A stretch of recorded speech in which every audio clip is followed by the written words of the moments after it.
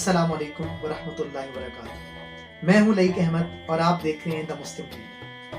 کیا آپ جانتے ہیں کہ تاریخ اسلام کا پہلا سلطان کون تھا؟ اگر نہیں جانتے تو اب جان جائیں۔ اس ہستی کا نام یمین الدولہ ابو القاسم محمود ابن سبکتگین تھا۔ یقیناً حیران ہوں گے کہ یہ نام تو پہلے کبھی نہیں سنا، لیکن جناب پھر بھی آپ سب ہی انہیں جانتے ہیں کیونکہ یہ سلطان محمود غزنوی کا پورا نام ہے۔ جی ہاں، سلطان محمود غزنوی ہی تاریخ اسلام کے پہلے سلطان کہلائے۔ آپ کی ولادت 971 میں غزنی میں ہوئی۔ آپ نہ صرف ایک مشہور جنگجو تھے بلکہ ایک بہت بلند پایہ عالم بھی تھے۔ آپ نے اپنے ابتدائی دنوں میں قرآن حفظ کیا اور علم فقہ اور علم حدیث کی تعلیم اس دور کے نامور علماء سے حاصل کی۔ علم فقہ میں آپ کی مشہور کتاب التفرید ہے۔ آپ نے 997 عیسوی سے 1030 عیسوی تک 33 سال حکومت کی۔ آپ کی وسیع سلطنت میں موجودہ مکمل افغانستان، ایران اور پاکستان کے کئی حصے اور شمال مغربی بھارت شامل تھا۔ آپ نے غزنی شہر کو اپنے دور حکومت میں دنیا کے بہترین شہر میں تبدیل کیا۔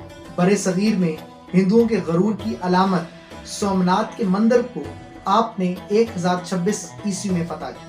ہندوستان کی تاریخ پر معتبر ترین کتاب تاریخ فرشتہ میں ابو القاسم فرشتہ لکھتے ہیں کہ محمود غزنوی اپنی ذاتی زندگی اور جنگی زندگی میں روحانی رہنمائی اپنے شیخ ابو الحسن خرقانی رحمۃ اللہ علیہ سے لیتے تھے۔ صاحب تاریخ فرشتہ کے مطابق آپ نے سومناتھ کے مندر پر 16 حملے کیے لیکن فتح نصیب نہ ہوئی، لیکن آخری حملے سے قبل آپ نے اللہ تعالیٰ کی بارگاہ میں اپنے شیخ ابو الحسن خرقانی رحمۃ اللہ علیہ کے کرتے کو وسیلے کے طور پر پیش کیا، جس کی برکت سے آخری حملے میں فتح نصیب ہوئی۔ سومناتھ کے مندر کی فتح پر سلطان محمود غزنوی پر بہت تنقید کی جاتی ہے۔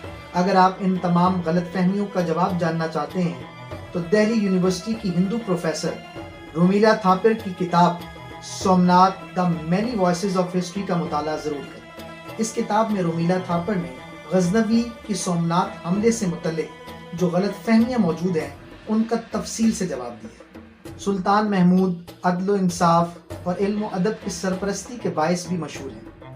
آپ کے دور کی مشہور ادبی اور علمی شخصیات میں فردوسی اور البیرونی کسی تعارف کے محتاج نہیں۔ سلطان محمود غزنوی نے 1030 عیسوی میں 59 برس کی عمر میں وفات پائی۔ غزنی کے موجودہ قصبے سے 3 میل باہر اس کا مقبرہ موجود ہے۔ امید ہے آپ سے شیئر کی گئی معلومات آپ کو پسند آئی ہوں گی۔ اگر آپ تاریخ اسلام کے روشن ابواب اور مسلم ممالک کے حوالے سے دلچسپ معلومات جاننا چاہتے ہیں تو دی مسلم ٹی وی کو سبسکرائب کریں۔